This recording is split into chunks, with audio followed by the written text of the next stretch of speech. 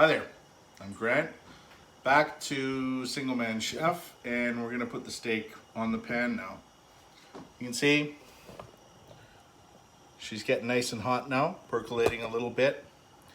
The oil is starting to absorb the lemon and herb, so that's good. I'm gonna slap our steaks on there.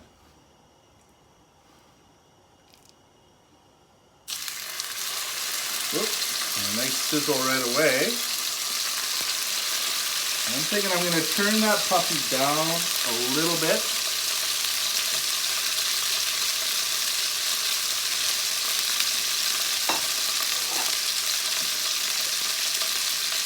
I'm going to add a couple things. Worcestershire sauce. I'm a fanatic for good old Worcestershire sauce on meats. Gives a really nice color, especially when mixed with olive oil, and helps to tenderize it too while it's on the pan. Ooh. Down boil. This is one reason my wife does not like me cooking red meat. It tends to look like a science experiment on the grill when I'm done. There's a lot of splashback. So, if you live with a vegetarian, you gotta be mindful of these things. So, these steaks are gonna cook pretty quick, okay? This is a big, powerful four top. It's more powerful than what I'm used to using. So, you gotta keep that in mind. If you're cooking in somebody else's kitchen, be aware that if they've got a more powerful set of equipment, things may just cook faster. It doesn't matter if it says medium, low, or high. That may just be the way it happens, right? Also, be certain of where your wine is at all times. I talked about mise en place before. It's really important.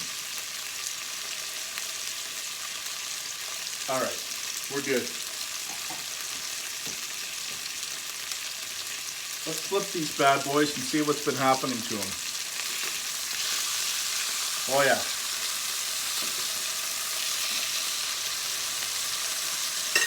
Okay, already we had a little bit of char on them, okay? So that means that high heat has caused the outer skin to contract a little bit.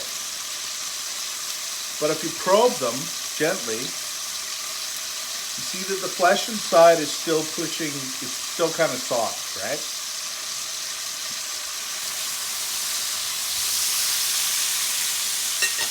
Now for flavor's sake, you can add a little bit more Worcestershire and a little bit more seasoned salt.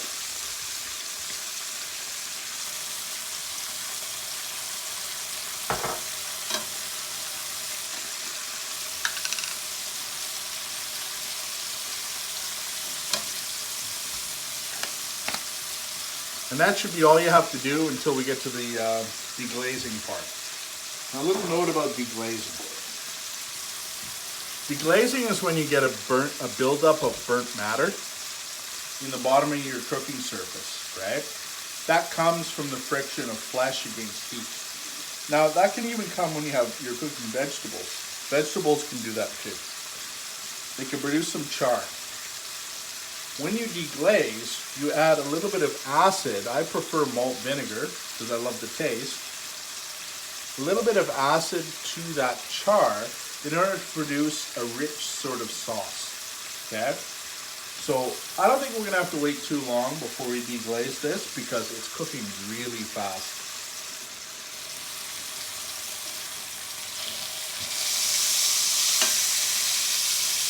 Yeah, we're gonna be done real quick. So now,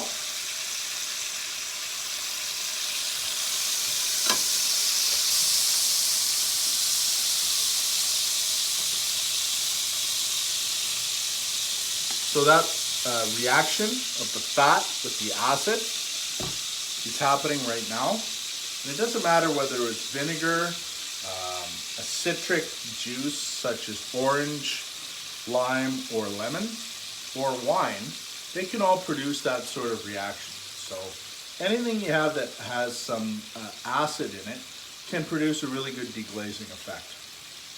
So it basically comes down to taste. I don't want to waste my wine in the pan. I want to drink it instead. So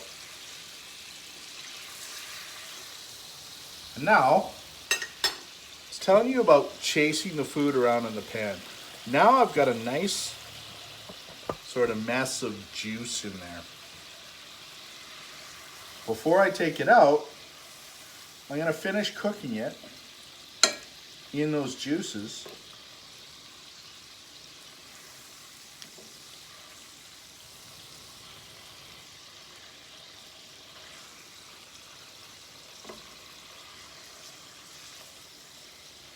Chase it around a little bit, and that's all she wrote.